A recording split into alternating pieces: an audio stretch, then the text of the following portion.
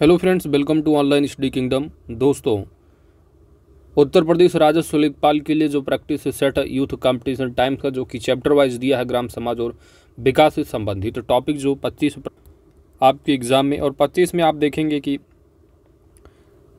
10 से 12 प्रश्न तो आपके यूपी जीके की ही होंगे, यूपी स्पेशल भरे होंगे। तो यूपी स्पेशल अच्छे से कवर करते रहेगा और 10-12 प्रश्न जो है आ जाएंगे, जो कि ऑलरेडी आपको कवर कराया गया बहुत सारे प्रैक्टिस सेट ग्राम समाज से संबंधित। साथ ही और भी आपको मिले होंगे चैनल पर, प्लेलिस्ट आप देख लीजिएगा मास्टर वीडियो वाली, वहाँ पर आप कवर कर लेंगे। तो समय तो बहुत कम है, लेकिन अब इस मैगज़ीन का जो है, इस प्रैक्टिस सेट का जो चैप्टर वाइज दिए गए हैं, इसमें जो अति महत्वपूर्ण चैप्टर है, इसको किसी तरह मैंने PDF के लिए मैनेज किया है, तो आप सभी के लिए मैनेज किया गया है। वीडियो को लाइक ज़रूर कीजिएगा दोस्त, और कमेंट कीजिएगा, अपने दोस्तों के साथ शेयर ज़रूर कीजिएगा। तो जो कि अति महत्वपूर्ण चैप्टर है, चैप्टर नंबर यहाँ पर 9 है, दैट इज केंद्र व राज्य सरकार की ग्राम विकास से संबंधित योजनाएं हैं। तो इस चैप्टर को यदि आप कर लेंगे तो योजनाओं से संबंधित जो है जो भी होंगे लगभग आपके कवर हो जाएंगे, क्योंकि प्रश्नों की संख्या बहुत ज़्यादा है। लगभग जो है 187 प्रश्न हैं। तो दोस्तों, आइए हम लोग स्टार्ट करते हैं क्वेश्चन आंसर को व्याख्या के साथ। और दोस्तों, आपसे रिक्वेस्ट है, चैनल पर नए हैं तो सब्सक्राइब ज़रूर कीजिएगा और साथ ही साथ अपने दोस्तों के साथ शेयर कीजिए और वीडियो को लाइक शेयर ज़रूर कीजिए। आप लोग थोड़ा कंजूसी करते हैं। चलिए, पहला प्रश्न आपके सामने है कि मृदा स्वास्थ्य कार्ड की थीम क्या है। यहाँ पर आपका सही जवाब बनेगा ऑप्शन ए, स्वस्थ धरा खेत हरा। प्रधानमंत्री नरेंद्र मोदी द्वारा 19 फरवरी 2015 को राजस्थान राज्य के श्री गंगानगर जिले के सूरतगढ़ से मृदा स्वास्थ्य कार्ड योजना का शुभारंभ किया गया। इस योजना का उद्देश्य उर्वरकों के उपयोग से मृदा में उपस्थित पोषक तत्वों में होने वाली कमी को दूर करना है। इस योजना के अंतर्गत मृदा की स्थिति का आकलन नियमित रूप से राज्य सरकारों द्वारा प्रत्येक 2 वर्ष में किया जाता है, ताकि पोषक तत्वों की कमी की पहचान के साथ ही सुधार लागू किया जा सके। मृदा परीक्षण प्रयोगशाला की स्थापना करने में 5 लाख रुपए तक का खर्च आता है, जिसका 75% केंद्र सरकार वहन करती है और 25% जो है वो राज्य सरकार। तो केंद्र और राज्य दोनों को मिलाकर के 75%, बाकी जो प्रयोगशाला स्थापित करेगा 25% अपना खर्च करेगा। इस योजना की जो थीम है वह स्वस्थ धरा खेत हरा। अगला प्रश्न है कि प्रधानमंत्री कृषि सिंचाई योजना के अंतर्गत परियोजनाओं के घटकों की जियो टैगिंग हेतु किस मंत्रालय ने मोबाइल एप्लीकेशन लॉन्च किया है। प्रधानमंत्री कृषि सिंचाई योजना, यहाँ पर आपका सही जवाब बनेगा ऑप्शन बी, जल शक्ति मंत्रालय। जल शक्ति मंत्रालय ने वर्ष 2020 में प्रधानमंत्री कृषि सिंचाई योजना के अंतर्गत परियोजनाओं के घटकों की जियो टैगिंग हेतु मोबाइल एप्लीकेशन लॉन्च किया है। इसके माध्यम से परियोजनाओं की निगरानी, उनकी प्रगति और उनके विकास में आने वाली बाधाओं का पता लगाया जाएगा। जल शक्ति मंत्रालय की स्थापना पेयजल और स्वच्छता मंत्रालय के साथ जल संसाधन, नदी विकास और गंगा कायाकल्प मंत्रालयों का विलय करके जो है किया गया है। अगला प्रश्न है कि पंडित दीनदयाल उपाध्याय किसान समृद्धि योजना के अंतर्गत उत्तर प्रदेश के कितने जिलों को शामिल किया गया है। तो उत्तर प्रदेश में 75 जिले हैं, जिसमें कि 68 जिलों को शामिल किया गया है। ऑप्शन यहाँ पर आपका डी सही जवाब होगा। ठीक है, बुंदेलखंड के जो 7 जिले उनको छोड़ दिया जाता है। अगला है आपका, इसी में आप देख लो थोड़ा एक्सप्लेनेशन कि 8 अगस्त 2017 को पंडित दीनदयाल उपाध्याय किसान समृद्धि योजना को राज्य कैबिनेट की बैठक में क्रियान्वयन संबंधी प्रस्ताव को मंजूरी दी गई। कब? 8 अगस्त 2017 को। इस योजना को वर्ष 2017-18 से शुरू करके वर्ष 2021-22 तक पूरा किया जाएगा। इस योजना पर 5 वर्षों में कितना अमाउंट खर्च किए जाने का प्रस्ताव है, तो 477.33 लाख, यानी 477 करोड़ 33 लाख रुपए है। इस योजना में बीहड़, बंजर और जल भराव वाली जमीन को खेती योग्य बनाकर किसानों को दिया जाएगा। परियोजना के चयन के लिए उन क्षेत्रों को प्राथमिकता दी जाएगी जहां छोटे व सीमांत किसान और SC/ST के किसान व जमीन आवंटी ज़्यादा होंगे। इस योजना में बुंदेलखंड के 7 जिलों को छोड़कर प्रदेश के 68 जिलों को शामिल किया गया है। अगला प्रश्न है कि निम्नलिखित में से कौन सा युग्म सुमेलित नहीं है। कार्यक्रम दे रखे हैं और स्थापना वर्ष है उनका। पहला दुआ है सामुदायिक विकास कार्यक्रम, तो यह 52 यहाँ पर मिलाना है आपको, कौन सा सुमेलित नहीं है। तो यहाँ पर दिया है सामुदायिक विकास कार्यक्रम वर्ष 1952 का है, 2 अक्टूबर, तो ये बिल्कुल सही है। प्रधानमंत्री रोजगार योजना बताया जा रहा है 1989 की, जो कि गलत है, 1993 होना चाहिए था, इसलिए यहाँ पर ऑप्शन जो है वो बी सही जवाब बन जाएगा। मिड डे मील 1995 का है, अन्नपूर्णा योजना जो है 99 का है, बाकी सब सही, ऑप्शन बी यहाँ पर सही जवाब होगा। अगला प्रश्न है कि MGNREGA, तो इसके अंतर्गत जो है मनरेगा के अंतर्गत सामग्री संगठक के मामले में केंद्र और राज्य सरकारों द्वारा किए गए निधिकरण का अनुपात कितना होता है। तो संगठक के मामले में सामग्री मटेरियल, यहाँ पर आपका सही जवाब बनेगा ऑप्शन डी, 75 और 25 का रेशियो है, 75 खर्चा केंद्र और राज्य का 25%। मनरेगा के अंतर्गत 75:25 के अनुपात में केंद्र एवं राज्य सरकारों द्वारा सामग्री संगठक के मामले में निधिकरण किया जाता है। मनरेगा विश्व की सबसे बड़ी कार्य गारंटी योजना है। इसे वर्ष 2006 में जो है शुरू किया गया था और 2009 में इसका नाम जो है EMG हम जोड़ दिया गया था 2009 में, ठीक है। तो ग्रामीण क्षेत्रों में प्रतिवर्ष 100 दिनों की न्यूनतम रोजगार गारंटी देने की प्राथमिक उद्देश्य के साथ लागू किया गया था। अगला प्रश्न है आपका NREGP का पूर्ण रूप क्या होगा। तो क्या होगा दोस्तों, national rural employment guarantee programme, यानी ऑप्शन यहाँ पर आपका सी सही जवाब बन जाएगा। और इसे प्रारंभ 2006 में किया गया था। वर्तमान में इसका नाम मनरेगा है, 2009 में नाम जो है भी बदल दिया गया। अगला प्रश्न है आपका कि राष्ट्रीय बाल श्रम नीति की शुरुआत कब की गई थी। राष्ट्रीय बाल श्रम नीति की शुरुआत, सही जवाब होगा अगस्त 1987, ऑप्शन सी। राष्ट्रीय बाल श्रम नीति को मंत्रिमंडल द्वारा 7वीं पंचवर्षीय योजना, कौन सी पंचवर्षीय योजना, 7वीं पंचवर्षीय योजना अवधि के दौरान 14 अगस्त 1987 ईस्वी को मंजूर किया गया। इस नीति के तहत सरकार ने कुछ रोजगारों में बच्चों की नियुक्ति को प्रतिबंधित कर दिया तथा कुछ अन्य रोजगारों में बच्चों की कामकाजी परिस्थितियों को विनियमित करने के लिए बाल श्रम निषेध एवं विनियमन अधिनियम 1967 को प्रवर्तित किया, लागू किया। अगला प्रश्न है कि PMKVY का पूर्ण रूप क्या है। तो प्रधानमंत्री कौशल विकास योजना, ऑप्शन यहाँ ए सही जवाब होगा। प्रधानमंत्री कौशल विकास योजना का पूर्ण रूप, इसकी शुरुआत जो है वर्ष 2015 में कौशल भारत मिशन के तहत की गई थी। यह एक परीक्षण योजना है जिसके तहत भारतीय युवाओं को विभिन्न क्षेत्रों में उनके कौशल को विकसित कर एक आयाम देना है ताकि उन्हें रोजगार प्रदान किया जा सके। वन स्टॉप सेंटर योजना किससे संबंधित है। वन स्टॉप सेंटर योजना, यहाँ पर सही जवाब होगा वन स्टॉप सेंटर जो योजना है वह महिलाओं से संबंधित, ऑप्शन यहाँ बी सही जवाब हो जाएगा। वन स्टॉप सेंटर योजना महिलाओं से संबंधित एक केंद्र प्रायोजित योजना है, केंद्र प्रायोजित, जिसका क्रियान्वयन महिला एवं बाल विकास मंत्रालय द्वारा किया जाता है। इसे अप्रैल 2015 में लॉन्च किया गया था। यह राष्ट्रीय महिला सशक्तिकरण मिशन के लिए अम्ब्रेला योजना की एक उपयोजना है।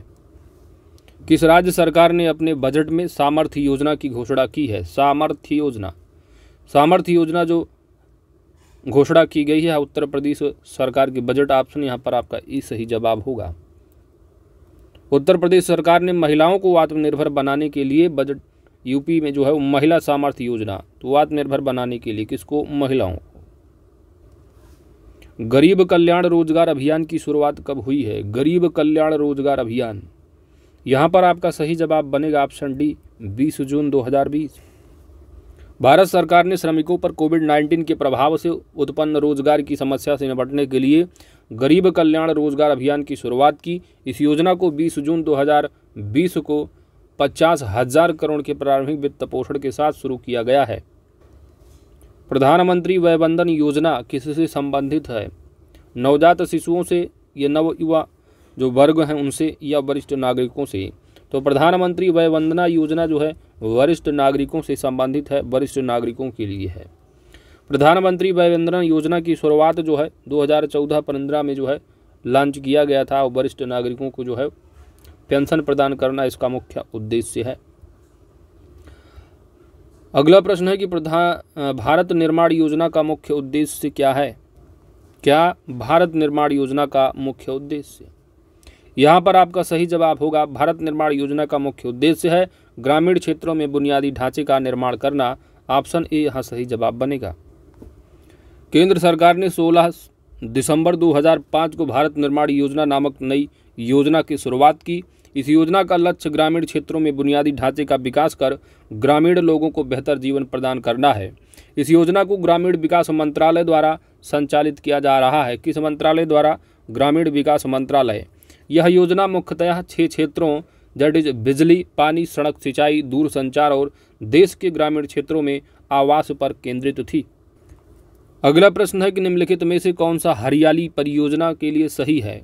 हरियाली परियोजना से संबंधित जो कथन है, पहला कथन दिया है कि यह योजना शुभारंभ जो है प्रधानमंत्री ने 27 जनवरी 2003 को किया था। बात बिल्कुल सही है। इस परियोजना के अंतर्गत ग्रामीण क्षेत्रों में लोगों को वृक्षारोपण के लिए प्रोत्साहित किया जाता है। बात बिल्कुल सही। यह परियोजना ग्रामीण विकास मंत्रालय के अधीन चलाया जा रहा है। बात यह भी सही है। यहाँ पर आपका सही जवाब बनेगा ऑप्शन डी, उपयुक्त सभी। केंद्र सरकार की जल संग्रहण से संबंधित विकास योजनाओं की महत्वाकांक्षी बहुआयामी हरियाली परियोजना का शुभारंभ प्रधानमंत्री ने 27 जनवरी 2003 को किया था। यह परियोजना ग्रामीण विकास मंत्रालय के अधीन चलाई जा रही है। इस परियोजना के अंतर्गत ग्रामीण क्षेत्रों में लोगों को वृक्षारोपण के लिए प्रोत्साहित किया जाएगा। हरियाली परियोजना का उद्देश्य जल संग्रहण योजनाओं का क्रियान्वयन, वर्षा जल संचयन एवं पेयजल समस्या का निवारण है। नेक्स्ट है कि निम्नलिखित में से कौन सा युग्म सही है? पहला दिया हुआ है कि स्वर्ण जयंती शहरी रोजगार योजना स्थापना वर्ष है 1997। बात बिल्कुल सही। तो यहाँ पर सही यही हो जाएगा, ऑप्शन ए सही जवाब होगा। समग्र आवास योजना 1995 बताया जा रहा, 1999 की है। अंत्योदय अन्न योजना 2002 है, जो कि गलत है, 2000 की है। इसके बाद प्रधानमंत्री ग्रामोदय योजना 2005 की बताई जा रही, 2000 की है। तो यहाँ पर इसलिए सभी गलत हैं, ऑप्शन ए सही जवाब होगा। अगला प्रश्न है कि मुख्यमंत्री किसान एवं सर्वहित बीमा योजना के अंतर्गत कौन सा कथन सही नहीं है?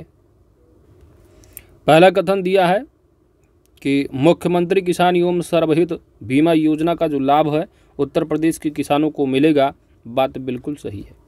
घर के मुखिया की जो उम्र सीमा है वो 18 वर्ष से लेकर के 80 के बीच होनी चाहिए। यह बात गलत है, क्योंकि 18 से 80 नहीं, 18 से यहाँ पर 70 होना चाहिए था। इसके बाद परिवार की जो वार्षिक आय है वह 75,000 से कम होनी चाहिए। यह बात बिल्कुल सही है। इसमें बीमित व्यक्ति की मृत्यु होने पर 5 लाख रुपए, जबकि गंभीर दुर्घटना होने पर जो है 2.5 लाख रुपए और अंग लगाने के लिए 1 लाख रुपए प्रदान किया जाएगा। तो यह बात बिल्कुल सही है। यहाँ पर पूछा सही नहीं है, यानी ऑप्शन यहाँ पर बी सही जवाब बन जाएगा। अगला प्रश्न है कि आम आदमी बीमा योजना का उद्देश्य क्या है? यहाँ पर आपका सही जवाब बनेगा आम आदमी बीमा योजना का जो उद्देश्य है वो ग्रामीण भूमिहीन परिवारों को सामाजिक सुरक्षा प्रदान करना, ऑप्शन बी। आम आदमी बीमा योजना का प्रारंभ 2 अक्टूबर 2007 को किया गया। यह एक केंद्र प्रायोजित योजना है।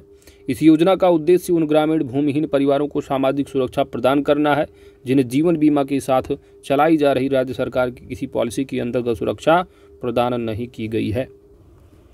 अगला प्रश्न है कि निम्नलिखित में से कौन सा युग्म सही सुमेलित है? सही सुमेलित।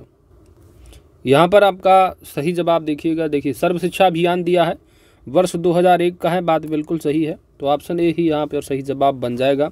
वाल्मीकि अम्बेडकर आवास योजना है 1999 बताया जा रहा है, जो कि 2001 की है।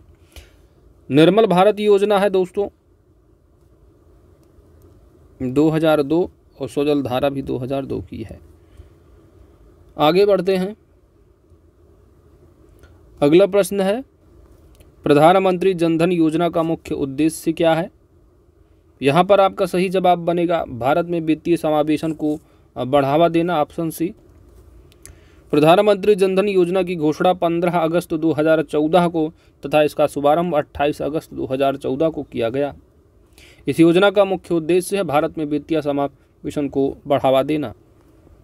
अगला प्रश्न है जवाहरलाल नेहरू राष्ट्रीय शहरी नवीकरण योजना किस मंत्रालय के द्वारा शुरू की गई है? सही जवाब है यहाँ पर शहरी विकास मंत्रालय, ऑप्शन बी। जवाहरलाल नेहरू राष्ट्रीय शहरी नवीकरण योजना भारत सरकार के शहरी विकास मंत्रालय द्वारा वर्ष 2005 में शुरू की गई एक योजना थी। इस योजना का उद्देश्य भारत के कुछ चुने हुए शहरों में विकास की गति प्रदान करना तथा शहरों के जीवन और बुनियादी ढांचे की गुणवत्ता में सुधार करना था।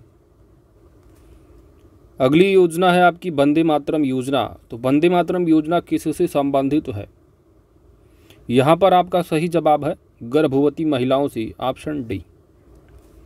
वंदे मातरम योजना केंद्र सरकार द्वारा 14 जनवरी 2002 ईस्वी को घोषित की गई और 9 फरवरी 2004 से संचालित एक योजना है।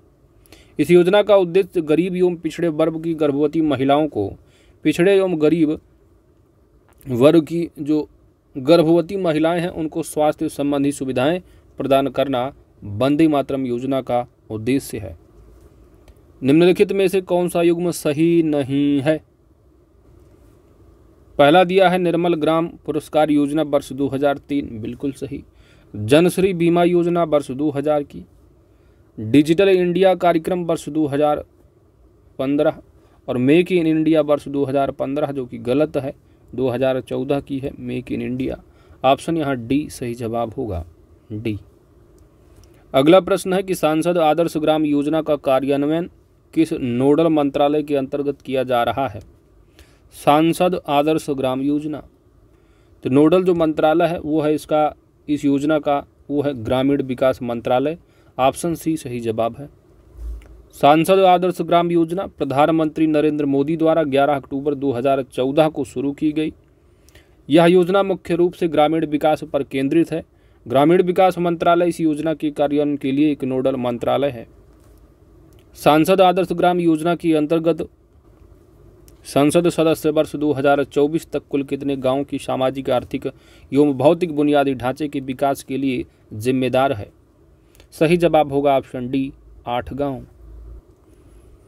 तो सांसद आदर्श ग्राम योजना जयप्रकाश नारायण की जयंती पर आरंभ की गई थी। इस योजना के तहत संसद सदस्य जो सांसद होते हैं वो वर्ष 2019 तक 3 गांव और वर्ष 2024 तक कुल 8 गांव के सामाजिक, आर्थिक एवं भौतिक बुनियादी ढांचे के विकास के लिए जिम्मेदार हैं।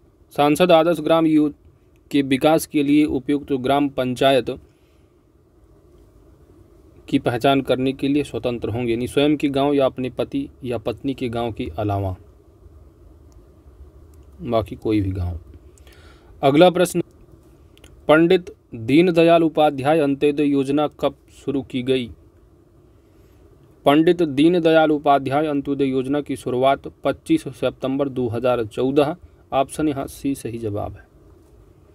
भारत सरकार ने शहरी और ग्रामीण गरीबों के लिए दीनदयाल उपाध्याय अंत्योदय योजना का आरंभ 25 सितंबर 2014 को किया गया। इस योजना का उद्देश्य कौशल विकास और अन्य उपायों के माध्यम से आजीविका के अवसरों में वृद्धि कर शहरी और ग्रामीण गरीबों को जो है गरीबी कम करना है।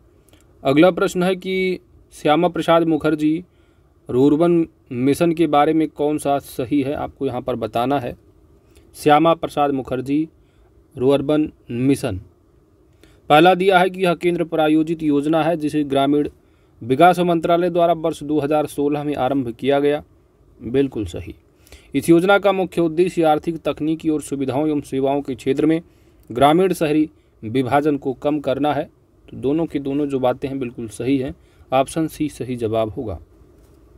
श्यामा प्रसाद मुखर्जी रूर्बन मिशन ग्रामीण क्षेत्रों में एकीकृत परियोजना आधारित बुनियादी अवसंरचना को विकसित करने के लिए ग्रामीण विकास मंत्रालय द्वारा वर्ष 2016 में शुरू की गई एक केंद्र प्रायोजित योजना है जिसमें आर्थिक विकास और कौशल विकास भी शामिल है।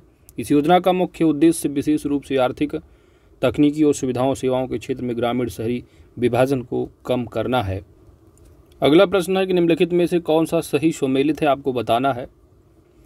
पहला दिया है कि स्वच्छ भारत अभियान जो है वर्ष 2015 का है, तो स्वच्छ भारत अभियान की शुरुआत 2014 में हुई है, इसलिए हो गया गलत।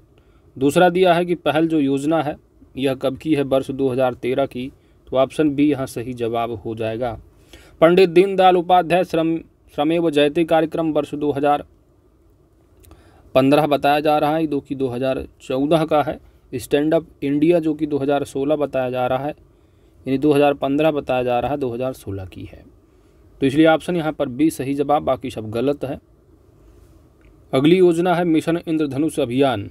तो मिशन इंद्रधनुष अभियान किससे संबंधित है? यहाँ पर आपका सही जवाब होगा ऑप्शन बी, बच्चों से।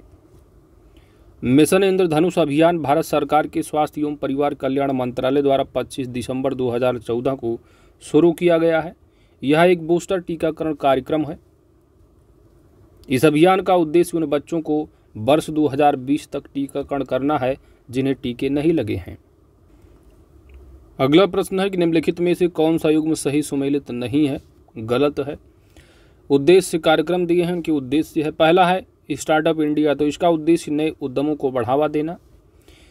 उदय योजना है, तो इसका उद्देश्य सार्वजनिक क्षेत्र की विद्युत वितरण कंपनियों को घाटों से उबारना। प्रधानमंत्री मुद्रा योजना है, तो इसका उद्देश्य लघु एवं सूक्ष्म उद्यम को ऋण प्रदान करना, तो यह भी सही है। सौभाग्य योजना का संबंध कृषि क्षेत्र में निवेश की बढ़ावा देने को बताया जा रहा है, जो कि सौभाग्य योजना जो है वो बिजली से संबंधित है और सभी को जो है बिजली पहुंचाना यहाँ पर होना चाहिए। तो ऑप्शन यहाँ डी सही जवाब है, यह गलत सुमेलित है। अगला प्रश्न है कि हृदय जो योजना है किससे संबंधित है? हृदय योजना का जो संबंध है वो ऐतिहासिक इमारतों का संरक्षण एवं उनका पुनरुद्धार, ऑप्शन डी सही जवाब है। केंद्र सरकार के शहरी विकास मंत्रालय ने हृदय योजना का शुभारंभ 21 जनवरी 2015 को किया था। इस योजना का लक्ष्य देश भर में मौजूद ऐतिहासिक इमारतों का संरक्षण तथा उनका पुनरुद्धार कराना है। इसके तहत 12 शहरों का चयन किया गया है। नेक्स्ट है नमामि गंगे परियोजना के बारे में कौन सा सही है? यहाँ पर सही जवाब है ऑप्शन ए कि यह केंद्र सरकार की योजना है और इसे वर्ष 2014 में शुरू किया गया था। नमामि गंगे की योजना 2014 में शुरू किया गया। इस परियोजना की शुरुआत गंगा नदी के प्रदूषण को कम करने तथा गंगा नदी को पुनर्जीवित करने के उद्देश्य से की गई थी। इस योजना का क्रियान्वयन केंद्रीय जल संसाधन मंत्रालय, नदी विकास और कायाकल्प मंत्रालय द्वारा किया जा रहा है। अगला प्रश्न है कि अटल पेंशन योजना के अंतर्गत लाभार्थी की जो आयु सीमा है वह कितनी निर्धारित है? तो आयु सीमा का जो निर्धारण है वो 18 से 40 वर्ष है, ऑप्शन बी सही जवाब है। अटल पेंशन योजना की शुरुआत प्रधानमंत्री नरेंद्र मोदी के द्वारा 9 मई 2015 को की गई थी। इस योजना के अंतर्गत लाभार्थियों को 60 वर्ष की आयु होने के बाद 1000 रुपये से लेकर के 5000 रुपये तक की धनराशि पेंशन के रूप में प्रतिमाह दी जाएगी। इस योजना की सदस्यता अगर लेना है तो भारत के प्रत्येक नागरिकों की जो आयु सीमा है वो 18 से 40 आयु वर्ग की ली जा सकती है। अगली योजना है आपकी, यहाँ पर सुमेलित करना है योजनाओं का प्रारंभ वर्ष है कार्यक्रम का। स्मार्ट सिटी मिशन कार्यक्रम की शुरुआत 2015, बिल्कुल सही है। अमृत योजना 2015, यह भी सही है। एग्री उड़ान 2020 की बताया जा रहा है, यह भी सही है। ग्राम उदय से भारत उदय अभियान 2018 बताया जा रहा है, जो कि गलत है, 2016 होना था। तो ऑप्शन यहाँ पर डी सही जवाब है। अगला प्रश्न है कि 16 अक्टूबर 2017 से भारत के 3 जिलों में जीरो हंगर प्रोग्राम आरंभ किया गया है। निम्नलिखित में से कौन सा जिला शामिल नहीं है? तो 3 जिलों में जो शामिल जिले हैं वो कोरापुट है, थाने है, गोरखपुर है, लेकिन वाराणसी इसमें शामिल नहीं है। तो ऑप्शन यहाँ पर सी सही जवाब बन जाएगा, ऑप्शन सी। 16 अक्टूबर 2017 को भारत के 3 जिलों दैट इज गोरखपुर, भारत के 3 जिले हैं तो उत्तर प्रदेश का गोरखपुर हो गया, महाराष्ट्र का थाने और उड़ीसा का है कोरापुट। इन 3 गांवों में जीरो हंगर प्रोग्राम शुरू किया गया था। यह कार्यक्रम भारतीय कृषि अनुसंधान परिषद द्वारा भारतीय चिकित्सा अनुसंधान परिषद, MS स्वामीनाथन रिसर्च फाउंडेशन और जैव प्रौद्योगिकी उद्योग अनुसंधान सहायता परिषद के सहयोग से शुरू किया गया था। तीनों जिलों में नियोजित ढंग से इस कार्यक्रम के अंतर्गत सहजीवी तरीके से कृषि पोषण और स्वास्थ्य पर ध्यान दिया जाएगा। नेक्स्ट है गोवर्धन योजना। इसका उद्देश्य क्या है? पहला दिया है कि गांव को स्वच्छ बनाना, बात सही है। पशुओं और अन्य प्रकार के जैविक अपशिष्ट से अतिरिक्त आय तथा ऊर्जा उत्पन्न करना, तो यहाँ पर दोनों की दोनों जो बातें हैं बिल्कुल सही हैं, ऑप्शन सी सही जवाब होगा। बजट 2018-19 में गोवर्धन योजना शुरू करने की घोषणा की गई थी। इस योजना का मुख्य उद्देश्य 2 उद्देश्य हैं। पहला है गांव को स्वच्छ बनाना एवं पशुओं और अन्य प्रकार के जैविक अपशिष्ट से अतिरिक्त आय तथा ऊर्जा उत्पन्न करना। इस योजना के अंतर्गत पशुओं के गोबर और खेतों के ठोस अपशिष्ट पदार्थों को कंपोस्ट, बायोगैस, बायो सीएनजी में परिवर्तित किया जाएगा।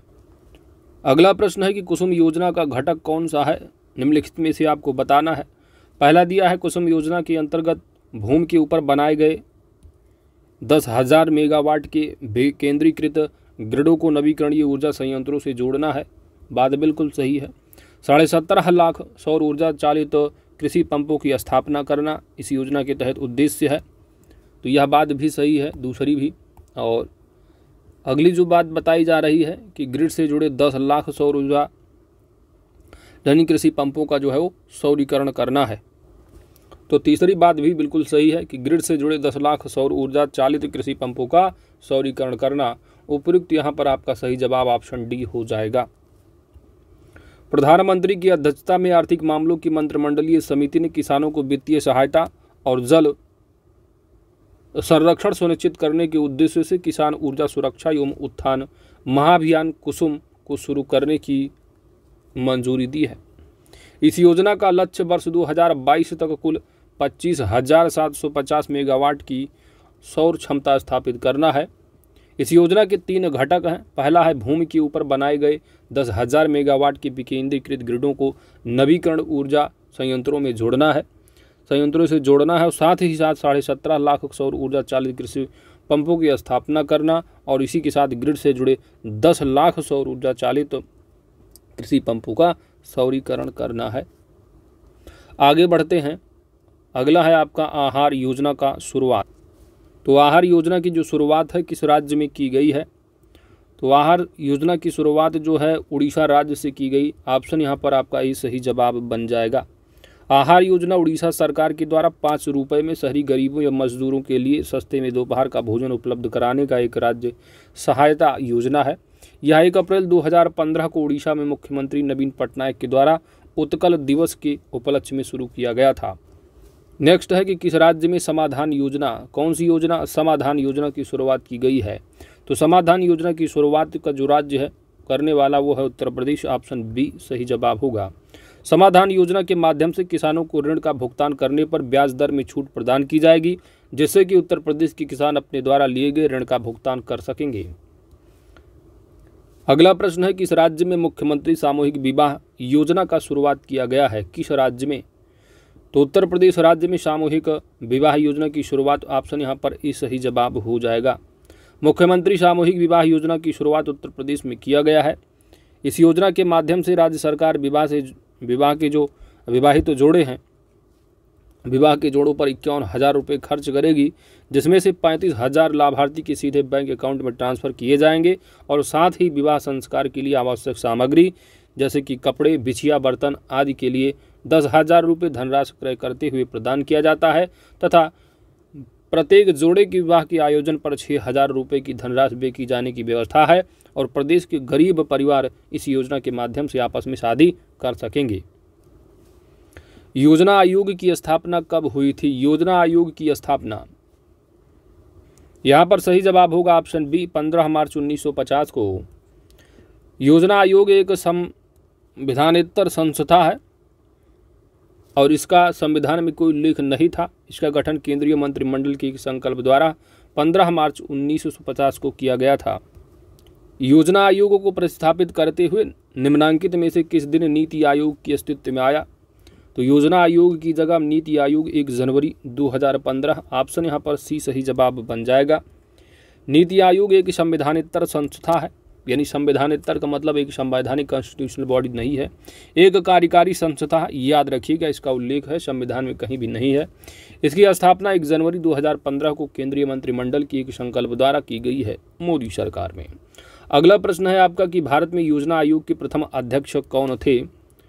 योजना आयोग के प्रथम अध्यक्ष कौन थे? यहाँ पर आपका सही जवाब बन जाएगा भारत के जो पहले प्रधानमंत्री थे यानी पंडित जवाहरलाल नेहरू। तो योजना आयोग के वर्तमान में कौन अध्यक्ष हैं, या आप बताइएगा कमेंट करके। सिंपल सी बात है, प्रधानमंत्री नरेंद्र मोदी जी ही होंगे, क्योंकि प्रधानमंत्री ही इसके पदेन अध्यक्ष होते हैं। और ख़ास बात यह है ये नीति आयोग के उपाध्यक्ष अभी हाल ही में बदले गए हैं, तो कमेंट करके ज़रूर बताइएगा कौन है वर्तमान में उपाध्यक्ष। चलिए अगला प्रश्न है कि निम्नलिखित में से किन निकायों का संविधान में उल्लेख नहीं है, यानी कौन संवैधानिक बॉडी नहीं है। इस तरह आप प्रश्न को घुमा सकते हैं।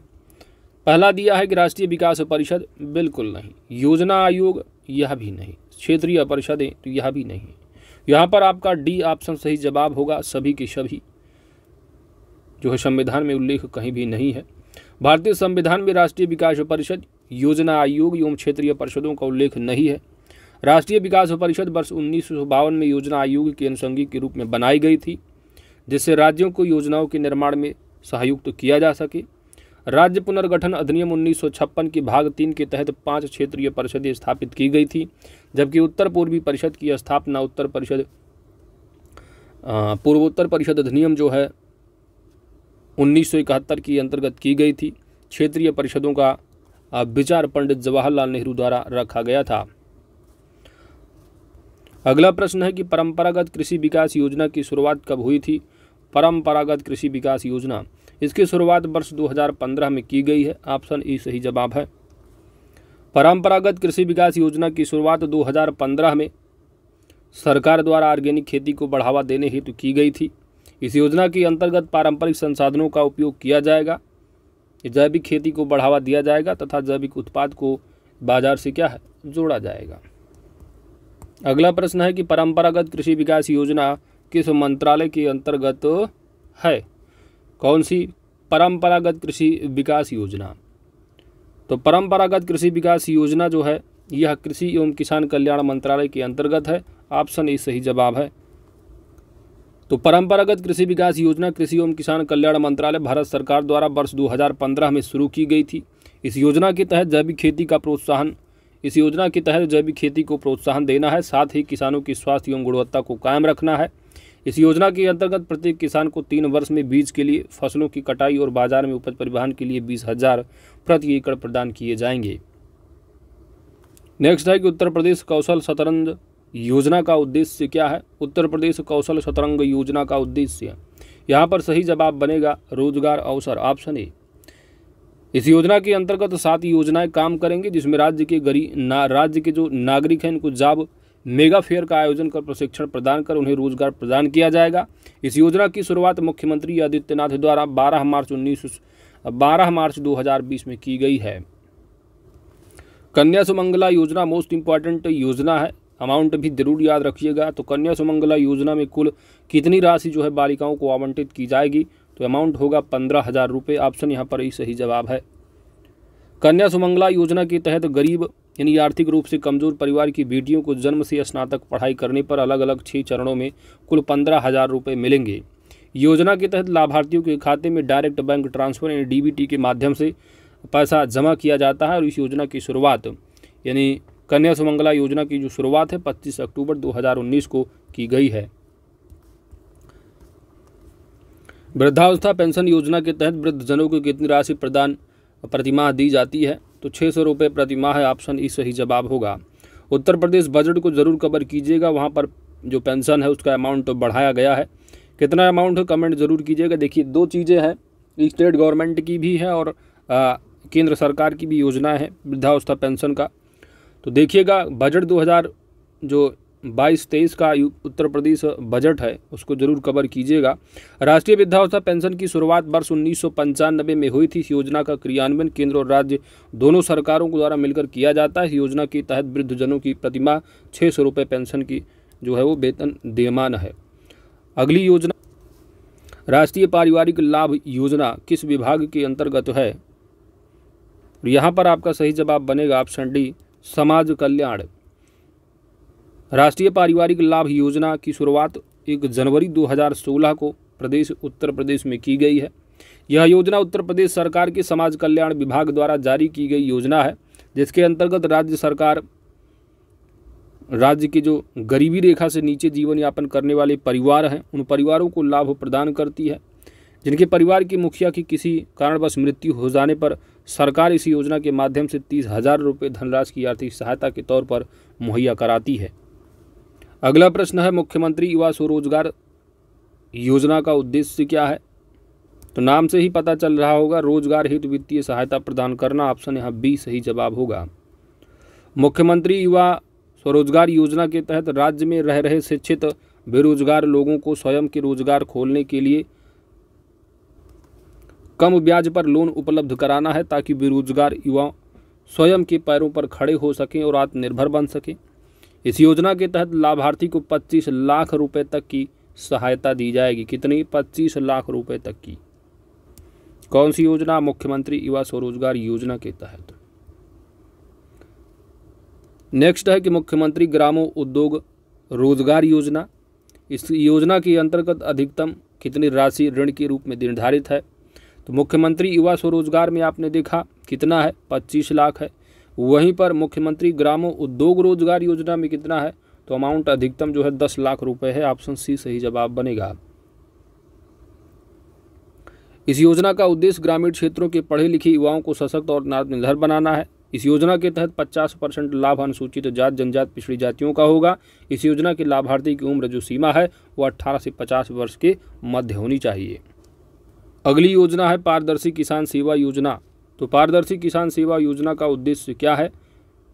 पहला दिया है यहाँ पर कृषि उत्पादकता में वृद्धि, कृषि विकास दर को बढ़ाना, रोजगार सृजन। तीनों के तीनों ऑप्शन यहाँ पर डी सही जवाब बन जाएगा। तो उत्तर प्रदेश के कृषि विभाग द्वारा किसान हित में संचालित की जा रही इस योजना है। इस योजना के माध्यम से प्रदेश सरकार के सभी किसानों को आर्थिक रूप से मजबूत बनाने के लिए उन्हें अनुदान राशि प्रदान की जाएगी, जिसका उपयोग वो कृषि के क्षेत्र में उत्पादकता को बढ़ावा देने के लिए कर सकेंगे। विधवा पेंशन योजना के तहत प्रतिमाह कितनी राशि देय है? 500 रुपया। ऑप्शन यहाँ पर आपका बी सही जवाब होगा। तो उत्तर प्रदेश विधवा पेंशन योजना की जो शुरुआत है 9 नवंबर 2007 को हुआ। केंद्र सरकार की विधवा पेंशन योजना आर्थिक रूप से गरीब व बेसहारा विधवा महिलाओं के लिए सहारा बन गई। इस योजना के तहत गरीब विधवा महिलाओं की आर्थिक सहायता 500 रुपये दी जाती है। तो केंद्र पर आयोजित योजना है, याद रखिएगा। आगे बढ़ते हैं। देवी अहिल्याबाई योजना है। देवी अहिल्याबाई योजना किससे संबंधित है? तो अहिल्याबाई। ऑप्शन यहाँ पर सही जवाब होगा शिक्षा से। उत्तर प्रदेश देवी अहिल्याबाई योजना का मुख्य उद्देश्य बेटियों को शिक्षा के क्षेत्र में आगे बढ़ाना है। इस योजना के माध्यम से लड़कियों को उच्च शिक्षा प्रदान की जाएगी तथा राज्य में हो रहे कन्या भ्रूण हत्या को भी रोका जाएगा। इस योजना की घोषणा 2021 में की गई थी। देवी अहिल्याबाई योजना।